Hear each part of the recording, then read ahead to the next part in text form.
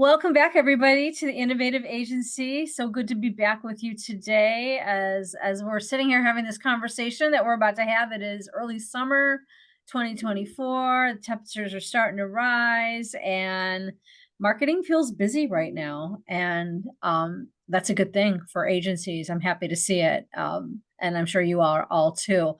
And I'm also very happy about today's conversation because, selfishly speaking, I very rarely get an opportunity to bring an expert onto the show who understands and is fluent in the legal landscape that you all navigate every day as agency owners and leaders. And so, Melissa Moriarty from VaynerX, thank you so much for being here today. And I'm just thrilled about the conversation we're going to finally have a chance to have after a couple of false starts on schedules and such. All good. I'm very happy to be here today. Yeah, I'm looking forward to it. So, Yeah. you and I've had a couple of brief conversations about the interplay between agencies, agency leadership, creative team leadership, and the legal function. And Um, I ultimately sort of floated this idea about legal being treated and regarded as a profit center for an agency. And then you said, and I think this is genius, you said really it's a partnership we need to be talking about it as a partnership, just like agencies want to be regarded as thinking partners and business partners with their clients, not order takers. Legal really has a role to play in being a business partner with the agency's leadership. And so I think let's start there. And maybe let's talk about how you kind of evolved that perspective based on the work that you do at Vayner. Sure. Thank you so much for that introduction. I do really think that if you go into everything with the mindset of me as a lawyer, the business folks that are coming to me, those are my clients. I need to make them happy and help them achieve their objectives, which is making money, number one, and making their clients happy and retaining and growing their business. Um, and how we've evolved that perspective, I think I probably have a unique experience to many other either outside counsel or in-house lawyers. I was the second lawyer hired at VaynerX when we were a much smaller company and working for an entrepreneurial CEO.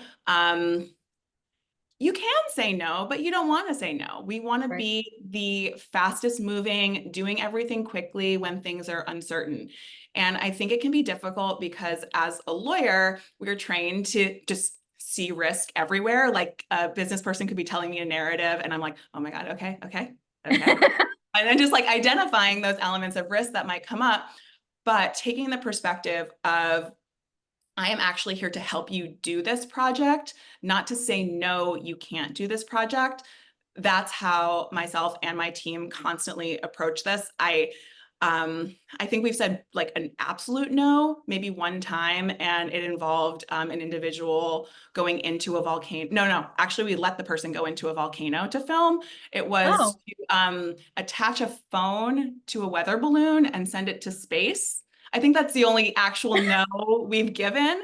Um, but we are here to help and support you versus say no. And also to provide advice that will prevent problems later, which can, number one, cost money and at the outset, but even more so, even things that don't ultimately result in a claim or a lawsuit, it can really erode client trust if you don't present things from a lens that respects legal and ultimately their legal processes as well. right. I think that what I've learned is that ultimately the partnership is most effective when agency leadership and legal advisor or legal advisory team, whether it's an internal one or an external one, our experience is as external advisors to agencies, yours is internal. But it is to, I agree, protect profit of the agency. And one of the ways to do that is to help them avoid risk. Another way to do that is to help them create agreements that are respective of the margin that the agency needs to retain, as well as fair and equitable, because we're agency advocates. The client has their own advocate that comes to the table.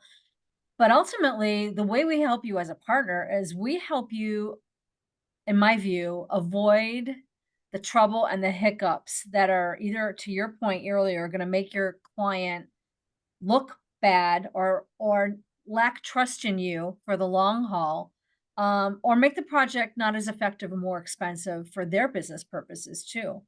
And so thinking of it as a thinking partnership, as a business partnership, versus an expense of doing business, or a potential way to obstruct what you really want to do, the cool things that you want to do to help your clients achieve their goals, makes the relationship more profitable for everybody, in my view. Absolutely. And I think, having either internal or external counsel who understands the business. I know this is a podcast dedicated to the agency. Mhm. So having someone that knows and understands and is engaged in the business and the specific risks that you face as a business. Oftentimes when I meet with someone, I am very much often working on different kinds of agreements, new technology, and I'm a lawyer, right? I can look at all the sections of the agreement and mark it up. I know what the standard positions are. But what I usually ask first, I ask my client, I said, have you done anything like this before?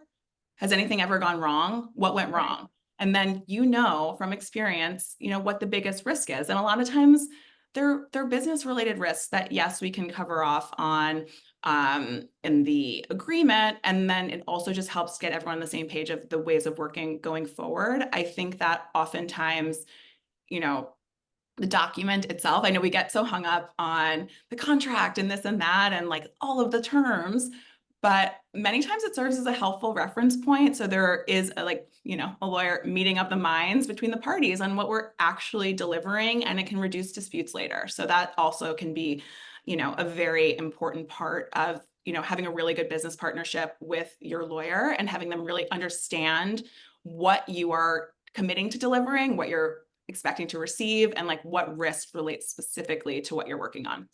Right. I I wonder, counseling an entrepreneur as dynamic as Gary Vaynerchuk. I'm sure you've got a lot of war stories. I'm not going to ask you for any of those. Or a lot of fun stories. Maybe they're not war stories, but what I do want to talk about is how you appeal to the entrepreneurial leader, in a way that helps them understand that integrating proactive, you know, legal counsel and legal analysis into making a business decision, how you sell that. Because I think that a lot of agency leaders would be more open to understanding why they should slow down enough to allow this conversation to occur and the timing that it should occur.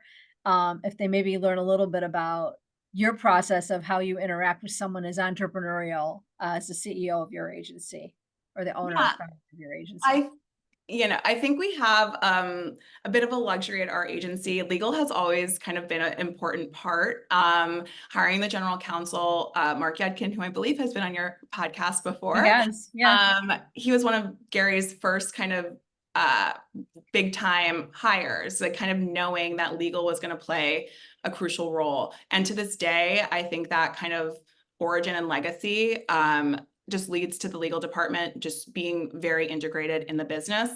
And Gary, though very entrepreneurial, understands that we work with a lot of different, clients that have a lot of different risk levels. So having buy-in about legal is crucial across the business. That message has often come from the top. We think in order to be able to be an entrepreneurial company and move fast, the last thing we can do is send everything through the legal department. It's not possible. We are tasking all of our hundreds of accounts with creating multiple pieces of content per day. So what that means is to be successful in our business, and this messaging does come from the top, that everyone has to be engaged in the legal process and have knowledge about the things that might impact their work. So the way that we affect that is through doing trainings, having like a very open door policy with our business partners. We try to make our trainings really fun, so we think that helps, but we always have this perspective that legal is a little bit of everyone's responsibilities, because if your task from your CEO is to create more content and get it out into the world, if you create a bunch of content that doesn't work from a legal perspective, you like didn't create anything, because nothing Right. is going to get approved and get posted. So what we have started to do is legal is kind of a way to provide clarity and provide a framework that individual teams from the very top to the newest level creator at our company, who is just tasked with creating content all day, is expected to be engaged with some level of the legal process, either as an issue spotter or an escalation or a reviewer. And I think that has just become more and more inherent in the skill set necessary in a more digital world. We're all creating content really quickly through platforms that, none of the, like, we always say, we have changed how we make content. The Yeah. laws have not changed. Some Right. of the risk analysis has changed, and The there's tools have changed, but the yeah, laws have not the changed. law has not changed, and everyone is doing it isn't always an excuse, but it is relevant. It is a relevant thing to consider as a legal advisor, that I don't ever want our company to be left behind. So if everyone is doing something, there may or may not be a reason. Hopefully we're the ones leading the way and they're looking to us. But if I ever heard of a business person, why is everyone else doing this and we can't do it? I would take a serious look inward and say, am I being too conservative? Is there something I haven't thought of yet? Are there ways that we might implement a process to minimize risk versus a contract or a prohibition or something like that? A lot of things can be solved in like mitigation and issue spotting versus having a no mentality. Well, and I think sometimes it also comes down to having an agreed philosophy between brand and agency about how risk is going to be either mitigated or how the responsibility is going to be shared for that risk. I Absolutely. mean, especially if you're breaching new territory, there needs to be a little bit more flexibility, don't you think, between brand and agency about how that risk's going to be spread around and Absolutely. handled. Absolutely. I think that's a major shift that we've seen over the last probably five-ish years. I think when we were in the land of the big television commercial and the one asset, it made sense that an agency would be obligated to deliver a fully cleared asset that could be used, without risk of infringement, without, expecting an agency to entirely stand behind that work.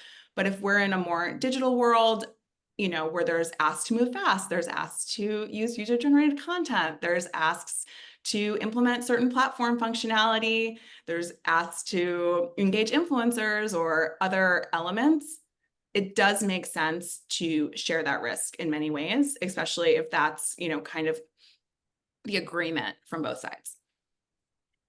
What do you wish most agency leaders knew or understood better going into contract negotiations with clients, particularly with clients who use procurement as part of their process for vendor onboarding? And I have my own point of view, but I want to hear it from the perspective of counsel for a large agency. What do you wish most agency owners knew or understood a little bit more about going through that process and what it involves and the conversations and parties involved in it?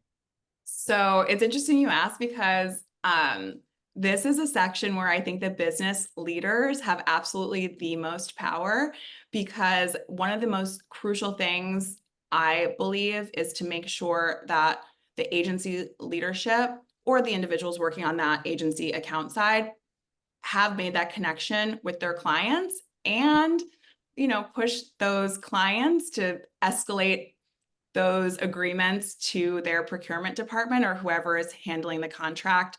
I'm sure you and many agency owners have been on the side of things where you kind of get a contract for like widgets, Uh-huh. like I'm out here buying a keychain, like you're sending me the same thing that I would Yeah, do. yeah, And then I say, and we also are talking about being, legal does get perceived as a cost oftentimes. That's something that's really expensive. To change a contract for a widget into a contract for agency services, that's a really heavy markup. So making sure that all parties are on the same, even like understanding of exactly what services are going to be provided first, that's the first and foremost. So that's one. And then this idea that we're talking about risk shifting, that's not something that you are going to have a successful first conversation with procurement about. That is right. something that your client counterpart needs to escalate internally before that, because the procurement team is not going to, likely they may, but in most places, in my experience, they're not going to have the authority to make that decision that we are going to actually share the risk here. They have their directives to protect the company, not accept changes, all of these things. So you really, really, really have to develop an advocate on the client side to make that risk shifting possible. Otherwise, it trading red lines on that document is not going to be a pleasant process. And yeah, You're I'm sure you've experienced that as well. 100%. I think every agency needs to understand that their marketing counterparts are their advocates within the client organization. I don't know about your experience, but my experience is very much the following. It is shocking and sometimes amusing to me how little conversation occurs internally in the client organization about your deal. And consequently, they take contra positions to one another. And it's been very clear at our firm that once we've gotten them together in a room or on a Zoom call to discuss, they haven't talked to each other at all. Nobody knows why. And maybe procurement and legal don't like the same provision or your pushback on it, but they have completely different reasons for that. And they haven't discussed them internally. So 100% agree that your marketing counterpart is your navigator in that situation. And a lot of times, how quickly things move depends upon, in my view, how much juice that person has within their organization to kind of get everybody on the same page, right?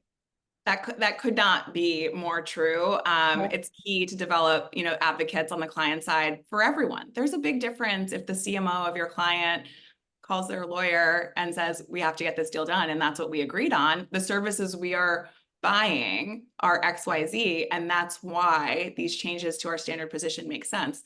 That of course makes sense. How we started this conversation. Right. That person is my client. That CMO, if I'm the legal department at the client, the CMO is my client.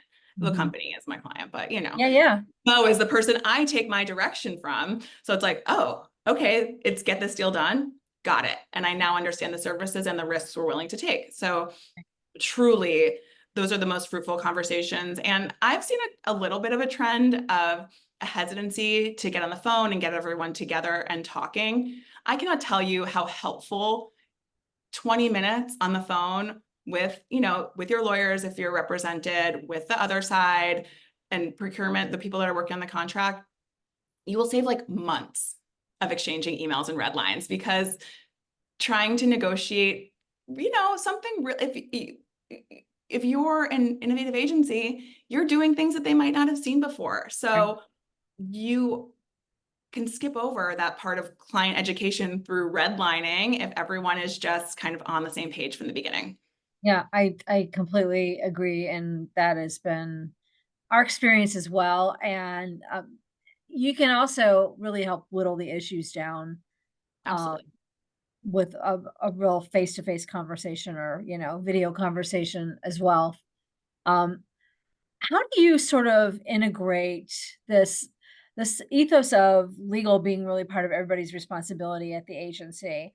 Um, how do you sort of socialize it within the agency? It's your culture, it's a plank of your culture, but do you back it up within the agency with training, with tell me a little bit about how you help your team members sort of understand how to spot risks, how to escalate things to you, and how to just, include this in their thinking on a day-to-day basis. Sure. Well, one thing that I think these things they feed into each other a little bit, because I think we've established this reputation of being a partner to the business. So people aren't scared to come to us. People aren't, and nor should they be. We have an open door policy, very much so, an open office. So they can quite literally walk over to me and ask me a quick question. Yep. That's actually my favorite thing. I get a lot of quote unquote quick questions, which I think, You require have an attorney-client privilege telephone closet? That's what I want to know. Do you have a literally whole room? hours. Yeah. No, but we have a general inbound, and again, I know this is probably the luxury of an agency who has an in-house lawyer that they can kind of field more of those questions, but it's really an open door policy to get us involved at the beginning, especially. We can help actually structure things in a way that are not going to get whittled down to a shell of the project you envisioned if you come to us later. That happens kind of a lot of times, and it's really disappointing if everything has kind of already been done, and then you're like, oh my gosh, this is really, maybe you got some client feedback, like, what are you doing? And then to scale that back to something that makes sense from a risk perspective, it kind of dilutes the entire concept and execution. Whereas if you started from the beginning and involving your legal team, it could be more helpful. So those kind of learnings, I think, have made people more engaged. And to go back to your first point, so we do an annual legal training that's performed by myself and another lawyer on our team. Hopefully from this podcast, you think I'm really fun and entertaining, and I try to take that into our legal trainings as well. We actually do make a gigantic effort to make it fun and relatable to individuals at all levels. We give a general overview of the principles that are most likely and to come up in their day-to-day jobs. So we go over things like, what is a copyright? What is a trademark? What are rights of publicity? Those kind of issue spotting ways. And the way that we have found the most success in doing this is through the use of examples. So we'll have audience participation, kind of quiz stuff to practice and identify what is a copyright after we kind of explain it. That can be really fun. An area that has been a gigantic area of focus for us overall is just claims about products, whether those spotting if you're making an express or an implied claim and what type of disclosures might be needed. It's gotten harder and harder and harder to do that, I think, because I think the trend overall is to create kind of more organic platform specific content. So things look less produced. Things look more like a testimonial. Things might, be said kind of offhand in a less structured, scripted way that can really have a significant legal impact on what you're stating. So claims and disclosures have been a gigantic focus of our education, both how to spot them and even something as simple as telling someone, if you say something that says the word I, that might be a claim. Are you making a claim or a statement about your experience with the product? Have you actually used the product?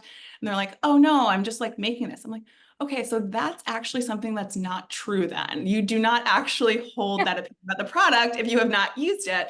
And there's no malicious intent here. I think when people hear things like that you're making a false claim or that's fraudulent advertising, they assume that there's this huge element of deception going on. A lot of times it's inadvertent and innocent and trying to make, really fun content that looks like the other content we've seen online. But again, that's been a big focus. So the way that we've been demonstrating that with people is through examples. And I think that really lands well if you can see different things online, and then you start to be an issue spotter in your own content as well. And I think that's really helpful. So annual training, and then we also do specific department specific trainings. So for someone who is, I keep using the term creator, we use that term to mean someone who literally spends their day creating platform native content, like on a TikTok, on Instagram, things like that. And those are often people's first jobs or, people who haven't been working in the industry for that long. And fortunately, may not have that much experience with the traditional ways of doing advertising. So their expertise is something else, right? And there's nothing wrong with that. But they need just a little bit of education, and focusing on the issues that they might see, I think are really, really helpful. And I think I'm very spoiled because I think our company is very unique in the sense that people want to learn about legal because they view it as a component of success in their job. Because like I said before, if you create something and you can't post it, okay, like Yeah, you want the you world to did be able to something. see it. Yeah, you want your client to be able to see it, and you want the world to be Yeah. able to see it for sure. Yeah. So I think multiple touch point. I think another key is having multiple touch points with people throughout the year. It's really hard. And we're empathetic to this idea too. Like I can't tell you once a year to watch out for this. So we try to hit multiple touch points and have conversations with people as frequently as we can, as well as fostering an open door policy that they can kind of come ask us as well. Yeah.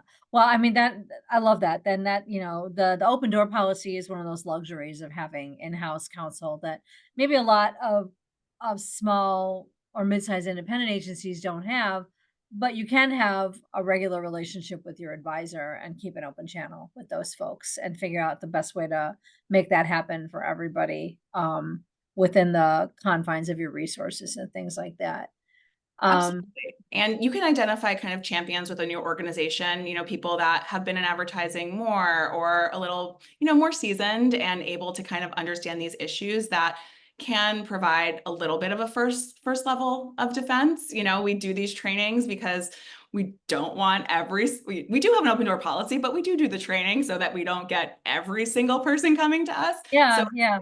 having a point of internal escalation can be helpful too. Of course, if something, raises that bright red flag, you're going to want to consult your outside counsel. But there are a lot of questions I think that people know the answers to if they have that engagement in thinking legal is a crucial part of the process. I agree. I agree entirely. So I would love to know what you are seeing because I want to compare notes. Great.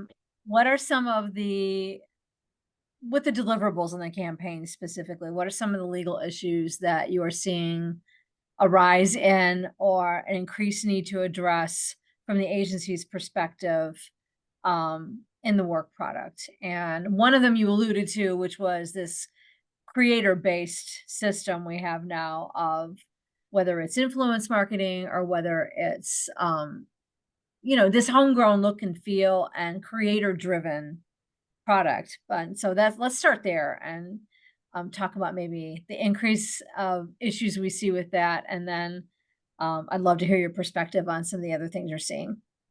Sure.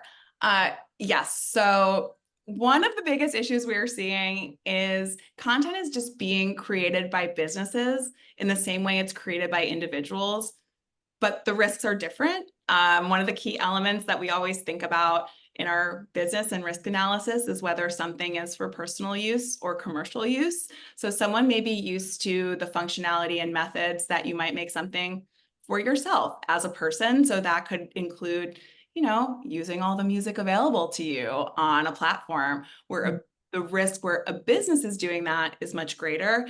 If we're talking about one of the biggest risks we're seeing, it's definitely around music use in content. It's something to be just really, really careful about. It can be something as simple as someone was creating a piece of content and music was playing in the background. Things like that can get picked up by the technology that the music companies are using to detect these unlicensed uses. And using music from platforms can create risk as well. A lot of times you'll have popular or copyrighted music that's uploaded like as an original sound, for example, on TikTok. So you need to instill the idea of like there are, maybe you do or don't feel comfortable using the commercial music library that's offered by the platforms based on your own risk analysis. But even if you're looking at something like original sounds or like I think, originally before I dug into the details, original Right. sounds, great. That's like UGC, no problem.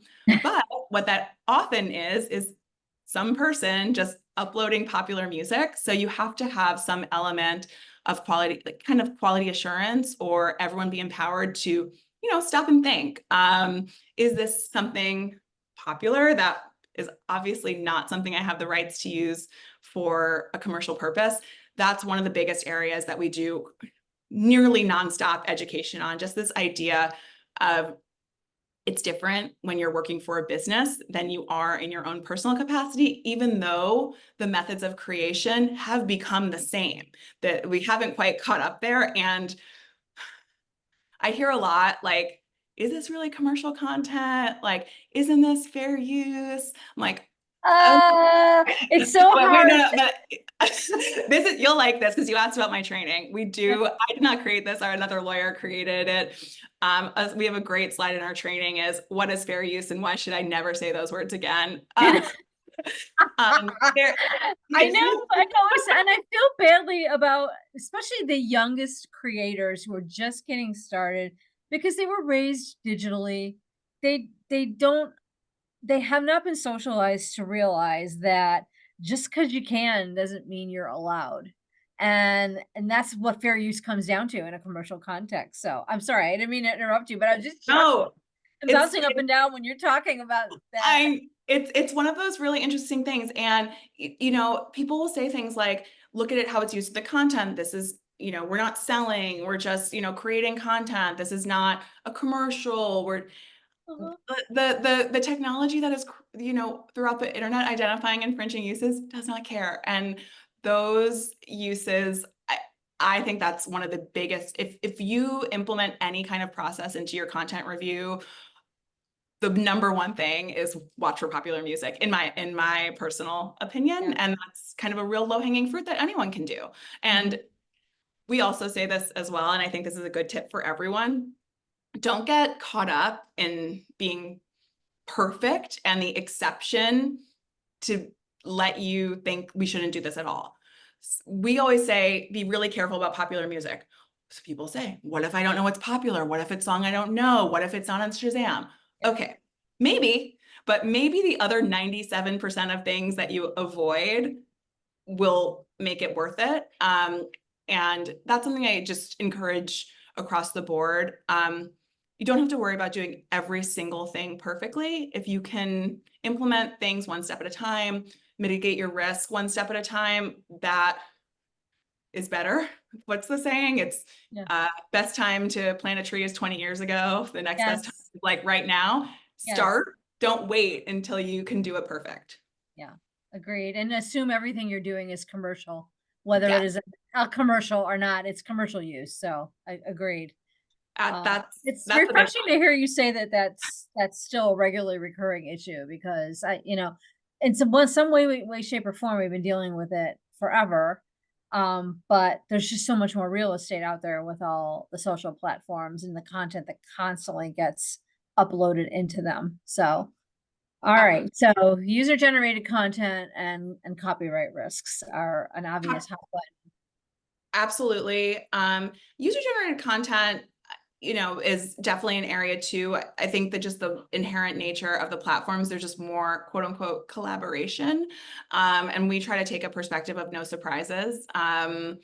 Is this something that someone would expect to be done on the platform with the content they've uploaded? If you want to be super conservative, not super conservative, it depends on your risk profile, but getting permission is not that hard. Most people are happy if you ask them and not so happy if a brand is using something without their permission. And I think it just has gotten a little more confusing for the average user. What is actually user generated or something that user is just using?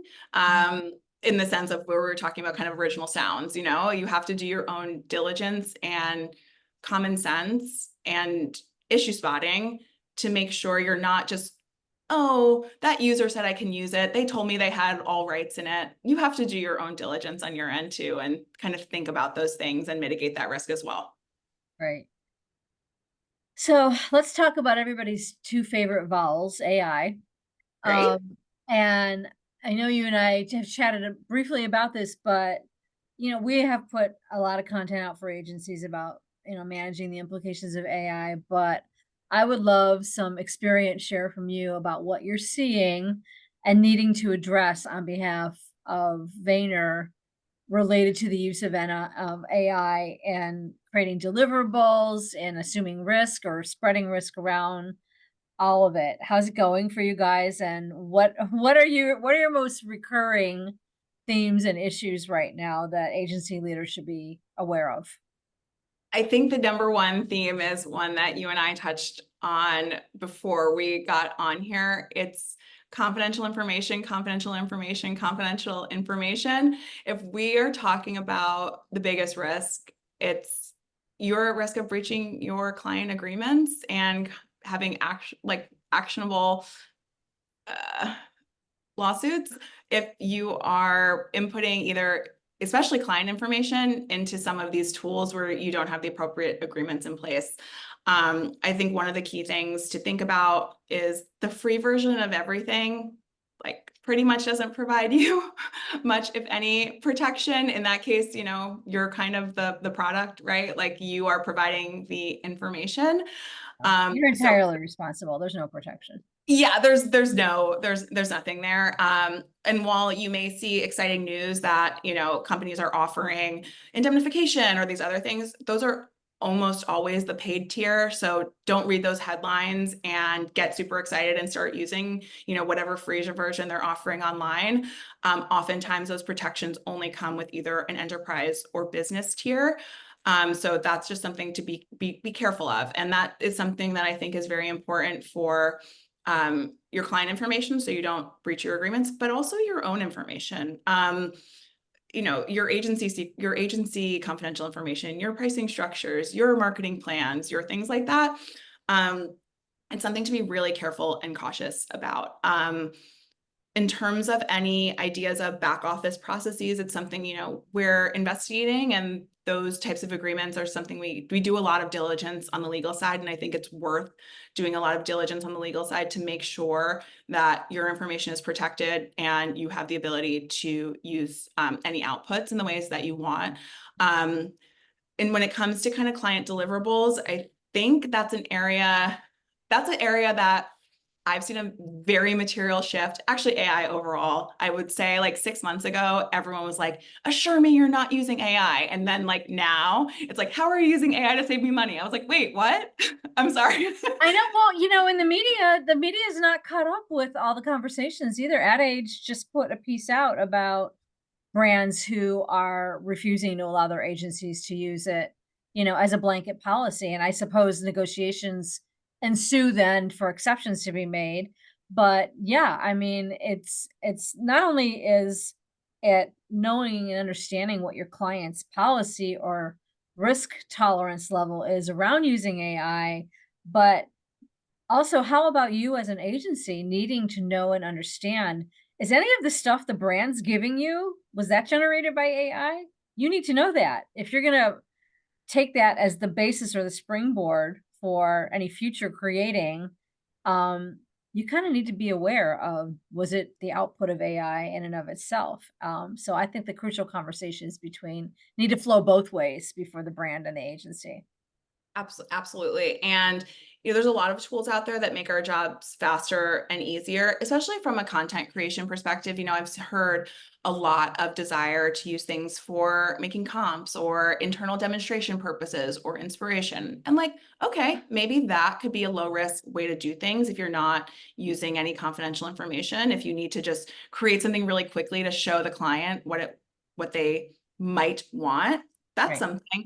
But I think probably anyone has had the experience of like a comp or demo that then the client falls in love with. And then you're in a place where, okay, I showed them this item and now I sold it, but I didn't talk about the risk shifting first. So now it's sold and I have to be like, oh, by the way, you can't Yeah. actually use this. That's not great either. So Yeah. having those conversations on the upfront about the expectations with the client of the uses, what will happen if they like it, the risk profile. There's certainly some clients who would say, you're going to make this more and faster. Great, I'll sign whatever you want.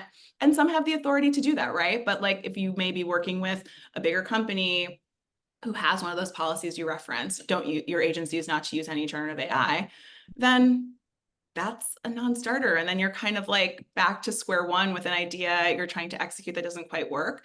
So again, it's one of the same concepts that's been pervasive throughout this, that communication is key with both your clients and coming to an agreement and the respective legal departments being on the same page as well.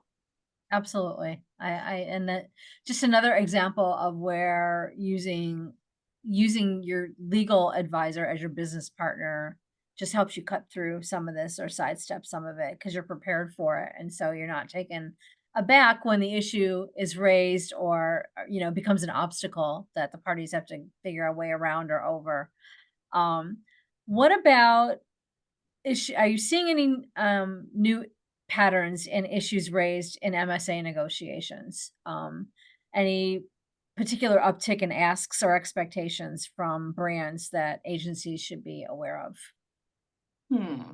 Which may not be a fair question because you That's guys, okay. Hold on. Let me think. You are VaynerX, and so they're not going to make the same asks of you, perhaps, that they'd make of an independent, smaller agency. But for example, exclusivity. Have you seen clients ask about this more?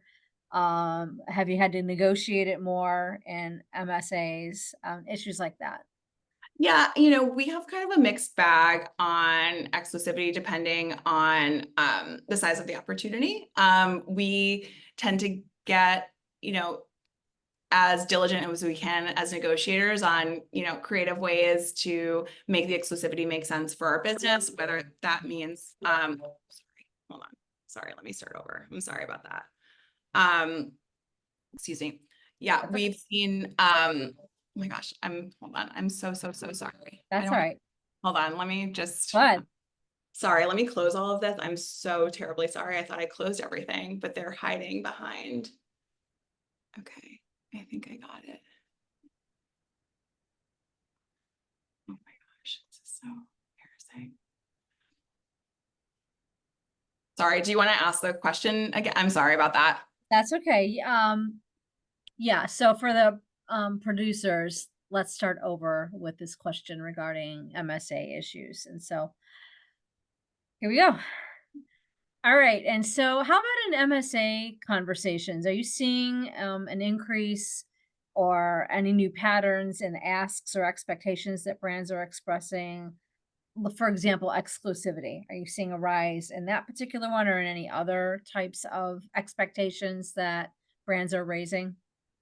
We haven't seen a really big change coming to us from clients in many ways recently. I think what we've seen is an increase in policies that we're kind of talking about here that often get like attached to your agreement as a throwaway line that says, you will also comply with the policies. And those policies are actually something Yeah. very important to make sure that you're seeing. I think something that's also on the uptick is clients wanting commitments around use of women and minority owned businesses and having targets in those agreements related to that. And that's something, as a business owner, if you are certified in one of those categories, that can be a real negotiation advantage for you with a client or in your vendor selection. It's something important to think about as well. I've seen that coming up more and more,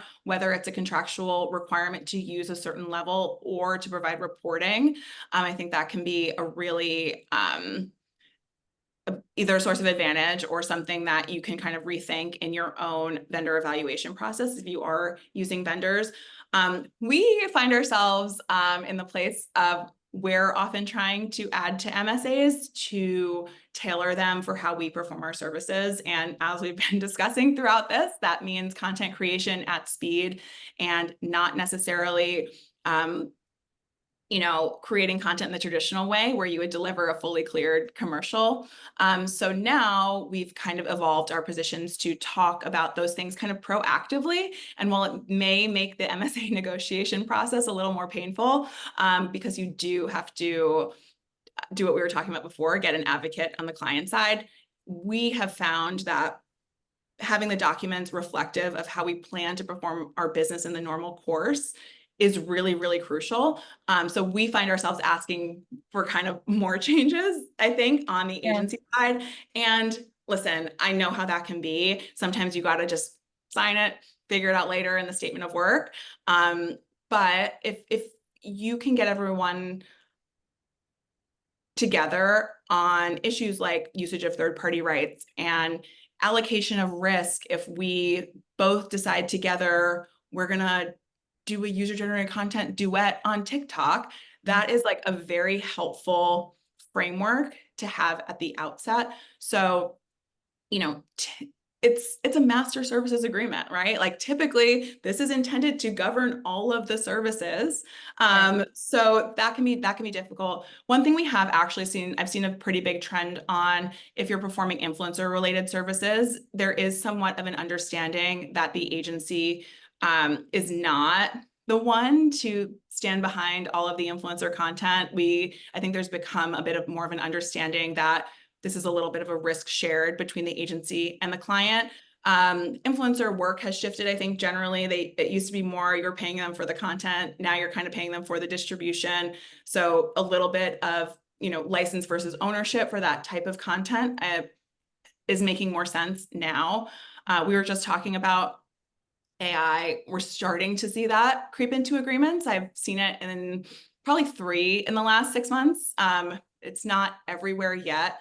But it's something to consider if you're an agency and that's something that you want to do, something to consider putting in proactively. Like, is generative AI something you want to use in certain types of deliverables? And it's important to address that at the contracting phase, because it might be okay to use and non-infringing, but it's just literally not possible for your outputs to comply with your MSA, because we don't have legal certainty in the US of whether that's owned or ownable yet, because AI generated content isn't created by a human, which is a important key element of copyright protection under our law and ownership.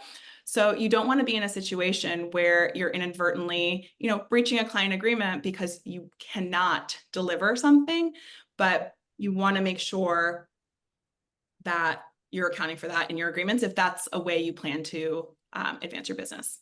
Yeah, absolutely. We have updated all of our MSA best practice templates to reflect use of generative AI, and it is just that you say it's much like treating it like the incorporation of any third party asset. I mean, it has always been the case that creators and agencies have drawn upon stock assets or licensed assets, and they didn't own those either. So this is not that different from a copyright ownership or a licensing perspective, but it's a new frontier. So I think calling it out specifically, as you say, is a smart idea for all agencies.